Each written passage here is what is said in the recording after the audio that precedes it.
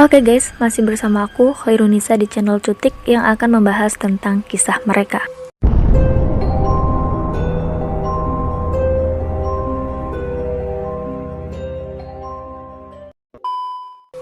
Dan kali ini aku akan menceritakan sebuah kiriman dari Anissa yang telah membagikan cerita horornya untuk kita semua. Dan bagi kalian yang mau membagikan cerita horor, boleh kirim kisah kalian ke email kami. Kejadian ini terjadi sekitar bulan April 2020. Waktu itu, sepupu saya dan pacarnya bekerja di Tangerang. Sepupu saya laki-laki bekerja di sebuah pabrik, sedangkan pacar sepupu saya membuka usaha berjualan minuman, seperti Thai tea, boba, dan lain-lain. Saya yang waktu itu nganggur di rumah karena kuliah saya daring, akhirnya diajak mereka untuk liburan ke sana sekaligus bantu-bantu pacar sepupu saya. Akhirnya saya berangkat ke sana. Saya tinggal bersama pacar sepupu saya, namanya Ayu. Kami berdua tidak satu kos dengan sepupu saya, Habib. Karena memang lokasi tempat kerja Habib jauh dengan kosan Ayu. Saat saya baru datang di kosan itu, nggak tahu kenapa rasanya udah aneh banget. Hawanya udah beda, kayak nggak cuma aku dan Ayu yang ada di tempat itu. Kosan itu punya 5 kamar, tapi penghuninya cuma ada 4. Diisi saya dan Ayu sama 2 cewek lainnya. Tapi aku jarang sekali melihat 2 orang cewek itu. Kata Ayu, mereka sering pulang ke rumah mereka masing-masing, jadi jarang kelihatan di kos. Kosan ini semacam bangunan panggung, jadi bawahnya ada kolongnya gitu. Tapi nggak terlihat jelas ada apa di bawah bangunan kos, karena memang bagian kolong itu samping-sampingnya kayak seperti sengaja ditutup dengan triplek oleh pemilik kos. Sedangkan rumah pemilik kos ada di depan kos di seberang jalan. Siang itu saya lagi ngelayanin pembeli, seorang ibu-ibu yang saya pikir sepertinya warga situ. Kami ngobrol sambil aku buatin minuman pesanan dia. Sampai tiba-tiba dia nanya ke saya, "Udah lama Neng ngekos di sini?" "Oh, saya orang baru, Bu. Yang ngekos di sini sepupu saya. Udah sekitar 1 bulan dia di sini. Kalau saya mah baru 2 hari di sini." "Nggak takut apa Neng ngekos di sini?" "Takut kenapa, Bu? Ada maling ya?" Bukan. Pesan ibu yang penting kalian jaga diri aja ya. Banyak-banyak zikir, jangan lupa sholat." "Oh iya Bu, terima kasih." Saya agak heran sama pertanyaan ibu tadi. Apa maksudnya? Tapi ya udahlah, mungkin aja ibu itu cuma ngingetin doang. 3 hari aku di sana belum ada kejadian yang aneh-aneh.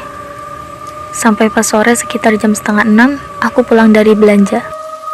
Pas mau masuk ke kamar dari arah kamar mandi, aku dengar ada suara orang yang lagi guyur air. Persis kayak orang mandi. Aku kira itu si Ayu, karena kan memang di kamar itu cuma ada kami berdua. Aku terus kemudian ambil air dan kemudian duduk di kursi sambil lihat TV. Gak lama kemudian, si Ayu datang dari pintu depan. "Lah, dari mana Yuk?" "Dari warung depan beli lauk." "Lah, kapan ke warungnya? Perasaan tadi lagi mandi." "Mandi? Orang Ayu belum mandi kok." "Loh, tadi ada suara orang mandi Yuk. Kukira kamu." "Ah, bukan. Aku belum mandi, swear deh beneran." "Terus siapa dong? Masa iya anak sebelah mandi kesini? Kan gak mungkin." "Ya gak mungkin. Soalnya Mbak Rena belum pulang kerja. Si Amber juga masih kuliah belum pulang." Akhirnya karena penasaran kami pun ngecek kamar mandi. Tapi anehnya kamar mandi itu kosong. Lantainya pun juga kering. Gak ada sama sekali bekas ada orang mandi. Gayungnya pun masih di tempat semula, digantung. Kami berdua cuma bisa saling tatap. Aku dan Ayu mikir, terus yang mandi siapa? Tak hanya itu, pernah sesekali aku memergoki ada seseorang perempuan yang berdiri di pintu belakang kos. Sosok perempuan itu memakai pakaian serba putih yang lusuh, rambutnya panjang dan berbau gosong. Aku yang memang bodoh amatan tak menghiraukan sosok itu, selagi hanya menampakkan diri dan tidak mengganggu aku dan Ayu. Di hari Kamis sore sekitar jam 3, aku kembali merasakan ada hal yang tidak beres. Ayu terlihat sedang ngobrol dengan seseorang sambil menjemur pakaian. Namun anehnya, tidak ada siapapun yang sedang dia ajak bicara, alias ngomong sendiri. "Ngobrol sama siapa yuk?" tanyaku keheranan. "Oh, tadi ngobrol sama anak ibu kos. Aku baru tahu kalau ibu kos punya anak gadis. Dia tadi kesini mau kenalan sama anak kos, sekalian ngecek katanya." Aku tertegun mendengar jawaban Ayu. Padahal jelas-jelas tadi dia ngomong sendiri. Alah udahlah, mungkin aku yang gak lihat. Malamnya, tepat malam Jumat sehabis sholat maghrib, aku dan Ayu seperti biasa duduk di depan kos sambil nunggu ada orang yang beli minuman. Pas kami lagi asik-asiknya ngobrol, tiba-tiba datang seorang anak laki-laki kecil. Usianya sekitar 6 tahun. Wajahnya pucat, rambutnya menutupi keningnya. Pakaiannya sedikit lusuh, dia nggak pakai alas kaki. Sambil membawa piring yang di atasnya ada makanan sejenis jajanan pasar. "Mbak," ucap lirih. "Iya dek, mau beli minuman ya?" ucap Ayu dengan ramah. "Aku nggak mau beli mbak." "Loh, terus mau apa?" tanya Ayu. "Ini mbak, aku mau nganterin makanan," ucapnya sambil menyodorkan piring yang berisi jajanan pasar itu. "Dari siapa ini? Beneran buat mbak?" tanya Ayu sambil menerima piring itu. "Iya mbak, buat mbak. Dimakan ya mbak," ucap anak itu sambil berjalan meninggalkan kami berdua dan piring itu. Aku hanya memperhatikan anak itu yang sudah berjalan jauh dari kami. Aku sedikit merasa aneh dengan anak itu. Alhamdulillah, rezeki malam-malam ada yang ngasih makanan. Enak-enak lagi nih. "Nih, mau nggak?" kata Ayu yang kelihatan seneng banget. Kelihatan nggak ada raut muka curiga. "Nggak ah, aku udah kenyang. Makan aja dulu," ucapku yang memang masih kenyang waktu itu, ditambah aku nggak terlalu suka jajanan manis. Kulihat piring itu berisi 3 dadar gulung, 2 bakpao, dan 3 pisang goreng. Nggak ada yang aneh sama makanan itu, kelihatan normal. Ayu terlihat lahap memakan jajanan pasar itu. Karena memang Ayu suka makan. Hanya tersisa 1 bakpao dan 2 pisang goreng. Enak banget jajannya. Sampai aku hilap nih makannya. Cobainlah," ujarnya sambil senyum dan menyodorkan piring berisi makanan itu. "Enggak ah, lihat kamu makan aja aku udah kenyang." Tapi ngomong-ngomong, ini makanan dari siapa ya? Kok bisa anak kecil tadi yang nganter? Mana aku tahu. Dari ibu kos mungkin. Dia ngadain pengajian atau gimana? Atau mungkin dari warga sini. Keesokan paginya tiba-tiba Ayu bertanya kepadaku, "Mbak, bakpao sama pisang gorengnya udah kamu makan toh?" "Enggak tuh, aku nggak makan sama sekali." "Loh, kok nggak ada ya? Padahal aku simpen di kulkas loh mbak. Kok tinggal piringnya aja?" "Hah? Nggak tahu aku. Udah kamu makan mungkin semalam nggak sadar." "Masa iya sih? Kok aneh ya? Kalau tikus kan nggak mungkin bisa masuk kulkas." Kami berdua heran dengan kejadian pagi itu. Tapi kami masih tetap positive thinking.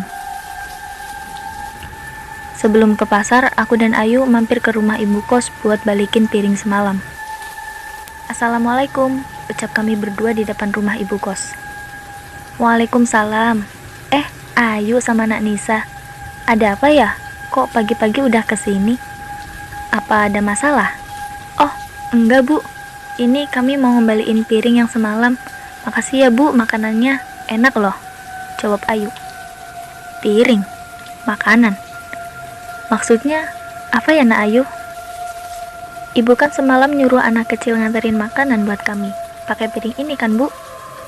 "Masa ibu udah gak inget?" jawabku. "Wah nak, bukan ibu. Ibu gak ngasih kalian makanan loh. Anak kecil siapa? Ibu gak nyuruh siapa-siapa. Ibu aja semalam nginep di rumah saudara dan baru pulang tadi pagi jam 6. Loh bu, terus makanan ini dari siapa? Apa dari warga sini ya? Emang lagi ada yang pengajian ya bu?" "Setahu ibu nggak ada yang pengajian. Kalaupun ada, mana mungkin diantar ke kalian. Kalian kan orang baru di sini." Kami yang nampak kebingungan kemudian diajak masuk ke rumah ibu kos. Lalu kami pun menceritakan kejadian itu. Kejadian di mana ada seorang anak kecil berpakaian lusuh yang memberikan kami sepiring makanan jajanan pasar. Ibu itu terlihat kaget saat mendengar cerita kami. Wajah ibu itu terlihat pucat pasi, tak tahu kenapa. "Apa yang dikasih kalian jajannya dadar gulung, bakpao, sama pisang goreng?" tanya ibu itu tiba-tiba. "Nah, iya bu, kok ibu tahu?" ujar Ayu. Ibu itu tidak menjawab, dia hanya diam termenung dan terlihat berpikir. Setelah itu, kami pamit pulang ke kosan.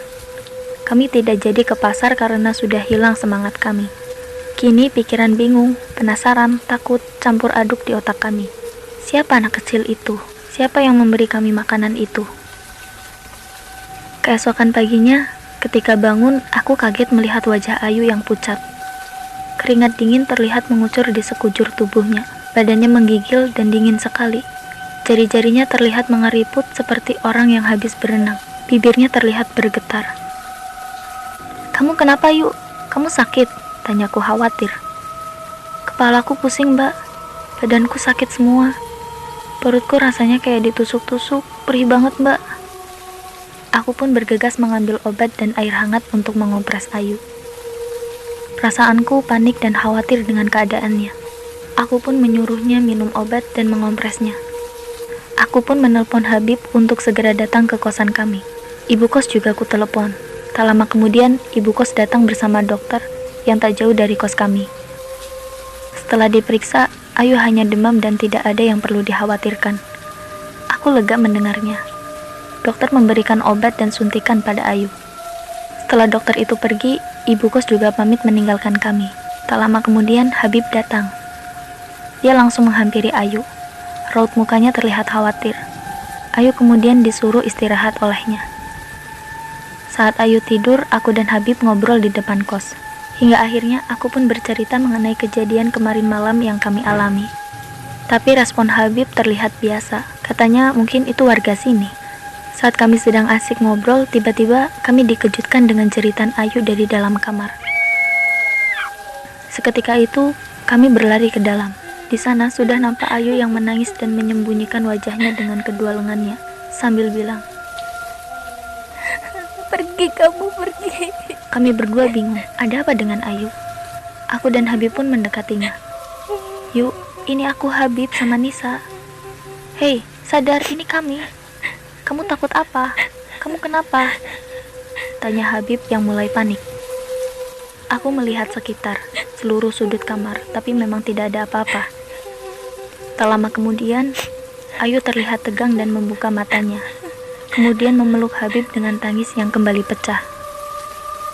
"Tadi ada perempuan di sini, wajahnya hancur, bajunya lusuh, dia berdiri di sini, di kamar ini. Aku takut, Bib, aku takut," ucapnya yang masih terisak. "Udah, nggak usah takut, ada aku sama Nisa kok di sini. Kamu mungkin cuma halusinasi. Ya udah, tenang ya," ucap Habib mencoba menenangkan Ayu. Entah mengapa, makin hari keadaan Ayu bukannya semakin membaik, justru semakin parah. Sudah 3 hari dia terbaring. Dan dalam 3 hari itu, dia sering menangis saat tidur. Sering berteriak histeris, tertawa sendiri. Bahkan terkadang menyuruhku pergi dari sini. Aku dan Habib yang udah ngerasa ini nggak beres, akhirnya bercerita kepada ayahnya Habib yang juga tinggal di Tangerang. Ayah Habib kemudian meminta agar Ayu dibawa ke seorang kiai yang merupakan teman ayahnya Habib. Keesokan harinya, Ayu dibawa kiai tersebut. Ayu dipakaikan mukena dan diruqyah atau dibacakan ayat-ayat suci Al-Quran. Saat dibacakan itu, tiba-tiba Ayu berteriak kesakitan, menangis, kemudian tertawa cekikikan. Aku dan Habib hanya melihat dengan heran dan bertanya-tanya apa yang terjadi pada Ayu. Hingga akhirnya tiba-tiba Ayu muntah. Apa yang dimuntahkan oleh Ayu membuat kami kaget dan tak habis pikir. Belatung, belahan bambu kecil atau segumpal darah merah. Belahan bambu kecil terlihat terselip di gumpalan darah. Gumpalan darah itu mirip darah yang keluar saat haid. Belatung terlihat mengeliat di antara gumpalan darah itu. Setelah itu, Ayu lemas dan kemudian pingsan. Pak Kiai itu menjelaskan bahwa ada yang terjadi pada Ayu dan hubungannya dengan kosan yang kami tempati. Jawaban dari semua kejadian ini ada di kos itu. Akhirnya aku dan Habib pun menuju rumah pemilik kos itu dan menanyakan kebenaran tentang kos itu. Sesampainya di rumah ibu kos, kami disambut hangat olehnya. Kemudian tanpa basa-basi kami pun menceritakan kejadian yang menimpa Ayu kepada ibu kos itu. Awalnya saat ditanya ada apa dengan kos itu, ibu itu mengelak dengan bilang tidak ada apa-apa. Setelah dipaksa dan kami mengancam akan mengadukan kepada pihak yang berwajib, akhirnya ibu itu menceritakan rahasia besar yang ada di kosan itu yang membuat kami kaget setengah mati. Jadi sebenarnya memang benar apa yang terjadi pada Nak Ayu itu ada sangkut pautannya dengan kos ini, Nak. Asal kalian tahu, tepat di bawah kosan yang Nak Ayu dan Nak Nisa tempati, ada 2 buah kuburan anak-anak ibu. Anak ibu satu laki-laki berusia 6 tahun dan satu perempuan berusia 17 tahun. Mereka meninggal saat kosan ini terbakar pada tahun 2010. Mereka meninggal dan hanya ibu yang selamat karena ibu sedang di pasar. Mereka sengaja ibu kuburkan di bawah kosan itu. Tapi ibu tidak tahu kalau mereka bakal ganggu penghuni kos di sini. Bertahun-tahun banyak yang ngekos, tapi mereka jarang betah di sini. Anak-anak ibu sepertinya tidak suka dengan kehadiran kalian, apalagi Nak Nisa, yang ibu tahu dia punya kemampuan merasakan hal-hal gaib. Dan perlu Nak Nisa tahu, anak kecil yang mengantarkan piring berisi makanan itu adalah anak ibu. Kedua anak ibu itu suka dengan makanan dadar gulung, bakpao, dan pisang goreng. Anak ibu meninggal saat sedang makanan jajan itu di kos yang kalian tempati, karena terjadi kebakaran dan dikuburkan di bawah kosan itu. Ibu tidak tahu apa yang dia berikan kepada Nak Ayu dan Nak Nisa. Mungkin karena Nak Ayu saja yang makan, jadi hanya Nak Ayu yang terkena dampak buruknya. Kemungkinan besar sakitnya Nak Ayu ada hubungannya dengan makanan yang diberikan oleh arwah anak ibu. Ibu minta maaf, Nak. Ibu salah. Ibu yang akan bertanggung jawab, jelas ibu kos dengan tangis. Habib yang terlihat emosi kemudian memarahi ibu itu dan bilang kalau dia akan melaporkan kepada pihak yang berwajib. Aku pun menenangkan Habib. Habib terlihat sedikit tenang. Kenapa ibu menyembunyikan rahasia sebesar ini, Bu? Apa ibu nggak takut terjadi apa-apa dengan kami karena ulah arwah anak ibu? Tanyaku dengan serius. Ibu itu masih terlihat terisak. Aku dan Habib pun kemudian pamit meninggalkan rumah ibu itu menuju rumah Pak Kiai. Di sana Ayu sudah terlihat membaik. Dia terlihat sudah bisa tertawa dan berbincang dengan Pak Kiai dan ayah Habib. Kemudian aku dan Habib menceritakan apa yang dituturkan oleh ibu itu kepada Pak Kiai dan ayah Habib tanpa sepengetahuan Ayu. Mereka pun terlihat syok saat mendengar cerita kami. Keesokan harinya, aku, Habib, ayah Habib, Ayu, dan Pak Kiai pergi ke kosan itu. Kami berlima disambut oleh ibu kos itu. Kami berbincang-bincang, kemudian ibu itu meminta agar Pak Kiai mendoakan kedua anaknya agar tenang di alam sana dan tidak mengganggu manusia. Lalu dengan dipimpin oleh Pak Kiai, kami bersama-sama mendoakan kedua anak ibu itu di kuburannya yang letaknya memang tepat di bawah kosanku dan Ayu. Alhamdulillah keadaan Ayu terlihat sudah sangat baik. Dia seperti biasa hingga saat ini. Walaupun sudah didoakan dan tidak ada lagi gangguan, tapi aku dan Habib tetap menyarankan Ayu agar pindah kosan. Aku takut jika Ayu masih diganggu oleh arwah anak ibu itu. Takut hal-hal tidak diinginkan kembali terjadi kepada Ayu. Setelah pindah dari kos itu, kami sudah tidak tahu apakah kos itu masih buka atau sudah ditutup. Semoga saja arwah mereka tenang di sisi Allah Subhanahu wa Ta'ala dan tidak mengganggu halayak umum. Terima kasih untuk kalian yang udah mendengarkan cerita Anissa dari awal sampai akhir. Kita doakan semoga sudah tidak ada gangguan yang menimpa mereka. Amin.